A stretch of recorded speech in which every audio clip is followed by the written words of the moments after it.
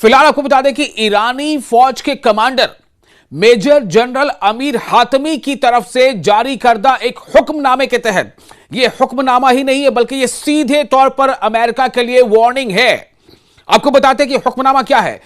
तो ये अब जो कमांडर जनरल है मेजर जनरल अमीर हातमी, उनकी तरफ से एक हुक्मनामे के तहत सर्विस में आने वाले नए तैयारे से फौज की 4 शाखों की ऑपरेशनल सलाहियतों में नुमाया इजाफा मुतवक्किल है। आप सोचिए, यानी कि नए तैयारे इंडक्ट किए जा रहे हैं। बहुत बड़ी खबर है।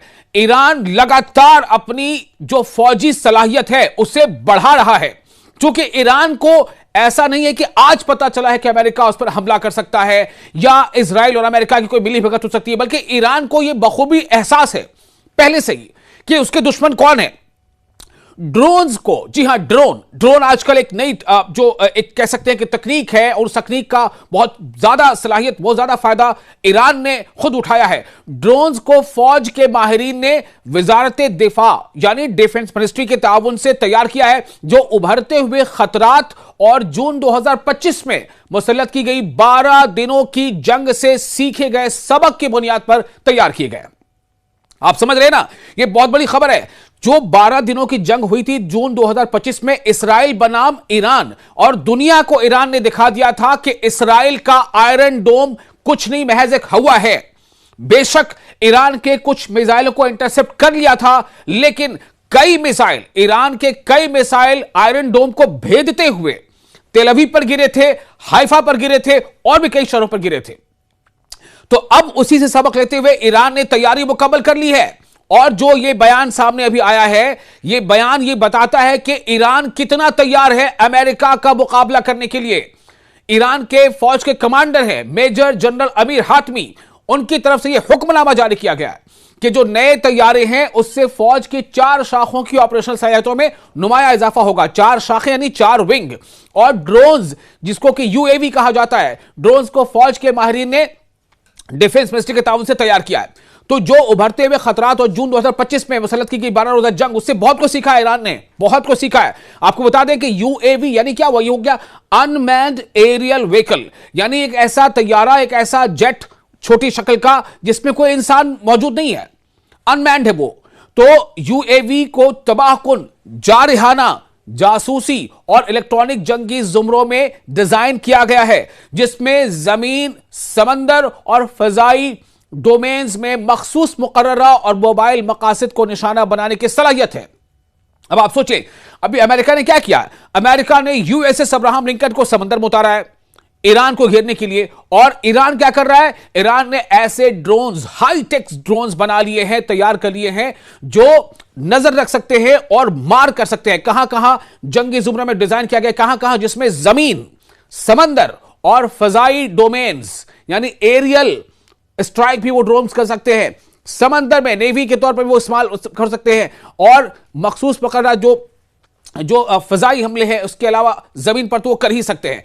इससे जाहिर सी बात है कि बहुत बड़ा खतरा लाहक है अमेरिका के यूएसएस अब्राहम लिंकन को।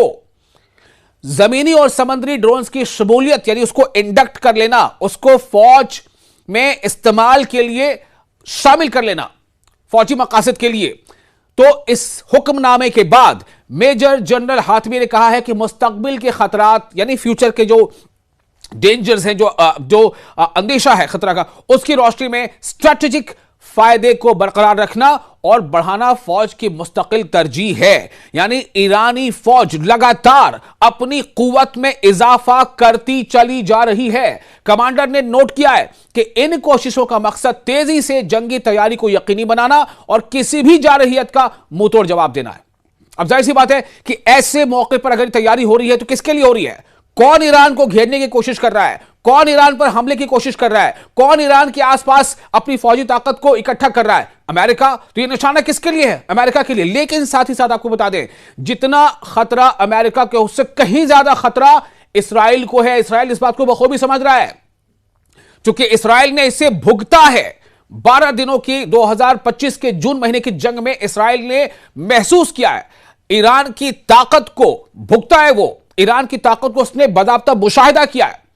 अमली नुक्ते नजर से देखा जाए तो इन बगैर पायलट फिजाई गाड़ियों यानी यूएवीज, जिसे कहते हैं ड्रोन कह लें, यूएवी कह लें, यानी अनमैन्ड एरियल व्हीकल को इंडक्ट करना इस अमर की अक्कास है। यह बताता है कि गैर इंसानी निजामों के जरिए कुव्वत में इजाफे को मुसल्लह और मुसलसल तरजीह दी जा रही है। यानी ईरान भी अब उन ममालिक पे रेस में खुद को शामिल ही नहीं कर चुका, बल्कि शायद यह कह लें कि फहरिस्त में आगे है। खासतौर पर वसाइल की महदूद दस्तयाबी और जदीद जंग के बदलते हुए मिजाज के तनाजुर में तबाहकुन, जारहाना, जासूसी और इलेक्ट्रॉनिक वॉरफेयर के किरदारों में ड्रोन सलाहियतों में तौसी के जरिए फौज इस बात का इशारा दे रही है, ईरानी फौज इशारा दे रही है कि वो यूएवीज को जिमनी असासों के बजाय मुश्तरका अस्करी कार्रवाइयों के बुनियादी अज्जा के तौर पर शामिल करने का इरादा रखती है। आपको याद होगा मैंने एक वीडियो में दिखाया था कि जो यूएसएस अब्राहम लिंकन है उसका एक aerial video recording, aerial video release किया था खुद ईरान के मिलिट्री ने, और यह बताया था कि यह हमारी नजर में है। अब आप सोचें कि यूएसएस अब्राहम लिंकन की वीडियो कैसे रिकॉर्ड की गई, ड्रोन के जरिए से, और यह एहसास कराया गया कि यह यूएसएस अब्राहम लिंकन जो है ना, जिस पर आपको बहुत नाज है अमेरिका को, वो हमारी पहुंच में है, हम जब चाहे इसे निशाना बना सकते हैं। खबरदार खबरदार अगर आपने किसी तरह की जंग की शुरुआत की। यानी कि ईरान यह एहसास करा रहा है कि अगर अमेरिका की तरफ से किसी भी तरह का हमला हुआ तो ईरान भी उसका भरपूर जवाब देगा। यह बार बार बात कही गई है।